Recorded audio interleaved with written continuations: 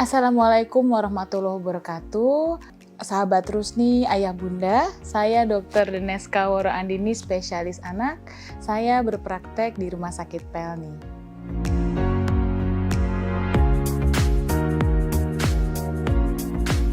Flu Singapura adalah penyakit yang sebenarnya dia adalah penyakit yang disebabkan oleh virus yang melibatkan kaki, tangan, dan mulut.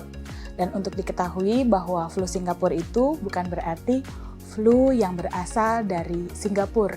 Tapi flu ini terkenal dengan nama Singapura karena konon katanya flu ini sempat tinggi kejadiannya pada tahun 2000-an di Singapura. Sehingga flu ini menjadi perhatian khusus.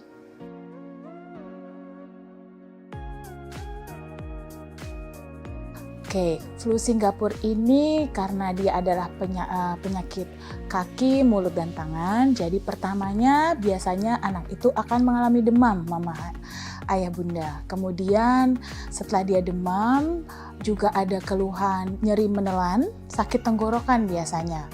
Nah, sakit tenggorokan ini biasanya tuh kalau anak-anak di bawah 5 tahun kan belum bisa menyampaikan dengan tepat. Tapi bisa nih kita lihat dengan pertama, anak kok malas makan. Nah, itu kita perlu tuh curiga atau anak menjadi berliur lebih sering atau berlebihan. Kemudian beberapa hari kemudian timbullah bintik-bintik di daerah mulut, di rongga mulut, atau biasanya kita bisa lihat ini ada sariawan.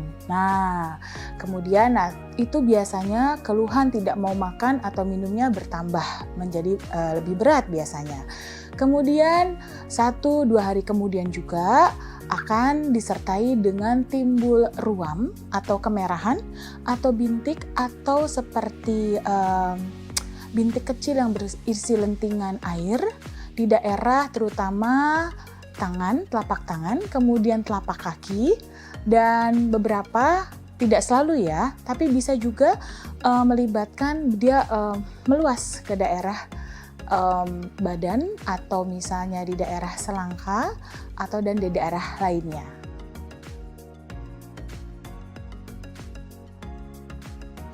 Flu Singapura ini adalah penyakit menular. Dia menular dari mana? 1, dia itu berasal dari cairan tubuh yang dihasilkan oleh si penderita atau carrier. Kalau penderita itu adalah yang memang terlihat sakit dan dia terlihat sakit. Kalau carrier seolah-olah baik-baik saja tapi orang tersebut sudah membawa virus. Nah, dari mana saja cairan tubuhnya, ayah bunda? Pertama, dari lendir di daerah hidung atau ingus, kemudian dari ludah atau dari percikan-percikan air yang bisa keluar melalui batuk maupun bersin. Nah, itu juga perlu hati-hati karena dia keluar atau menular melalui cairan tubuh, sehingga kadang-kadang kalau batuk atau bersin suka menempel di daerah sekitar. Nah, itu adalah hal-hal yang bisa menyebabkan penularan.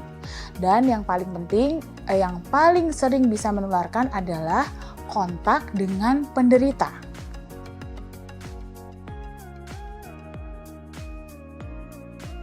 Nah, penyakit ini tentu bisa dicegah dan paling baik memang dicegah. Yang pertama adalah dengan perilaku hidup bersih dan sehat, ayah bunda. Yang pertama, karena dia bisa melalui percikan sehingga 1, menghindari orang yang sakit, yang memang tampak sakit. Jadi kalau kita lihat kok ada orang yang ingusan, ada batuk pilek, jangan dekat-dekat. Kemudian yang kedua, karena dia bisa menular melalui percikan, maka tidak ada salahnya untuk menggunakan masker jika berada di sekitar orang yang mengalami batuk atau sakit tersebut. Kemudian yang ketiga, kita harus bisa melatih mengajak kesayangan kita, anak kecil kita untuk berhati-hati ketika 1, memegang mata, mulut, dan hidung mereka. Biasakan untuk selalu cuci tangan ayah bunda, karena tempat-tempat tersebut adalah yang sangat berpotensi untuk menyebabkan penularannya.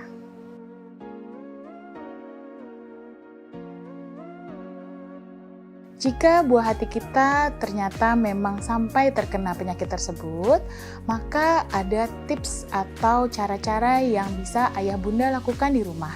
Yang pertama, jika anak mengalami demam, maka ukur suhu anak ayah bunda. Jika 38 atau lebih, bisa diberikan obat penurun panas. Kemudian yang kedua, jika anak tampak kegatalan atau tampak gatal, bisa diberikan obat anti gatal sesuai dengan rekomendasi dari dokter anak ayah bunda. Kemudian yang ketiga, jika tampak ada sariawan yang cukup banyak di mulut, pertama yang bisa dilakukan adalah mencarikan obat kumur yang aman untuk anak-anak. Kemudian anak dilatih untuk kumur-kumur 2-3 kali sehari setelah gosok gigi. Dan yang terakhir, yang paling penting adalah pastikan asupan, minum, dan juga makan cukup bagi buah hati kecil kita.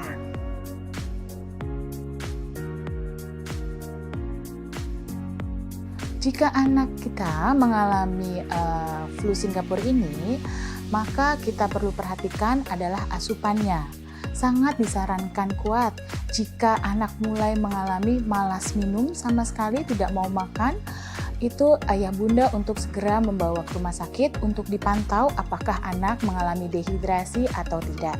Kemudian anak mengalami panas tinggi bisa mencapai sampai 40 derajat, maka ada tempatnya untuk ayah bunda segera membawa anak ayah bunda untuk ke fasilitas kesehatan terdekat. Kemudian yang tidak kalah pentingnya adalah jika demamnya lebih dari 3 hari, maka perlu dipastikan apakah betul penyakit tersebut adalah penyakit flu Singapura atau penyakit demam yang lainnya. Dan yang perlu diwanti-wanti ini ayah bunda, jika anak mulai tidak sadar atau mulai mengantuk-mengantuk, penurunan kesadaran atau sampai kejang, segeralah dibawa ke fasilitas kesehatan terdekat. Demikian ayah bunda, sedikit informasi dari saya mengenai flu Singapura ini. Semoga dapat bermanfaat dan salam sehat.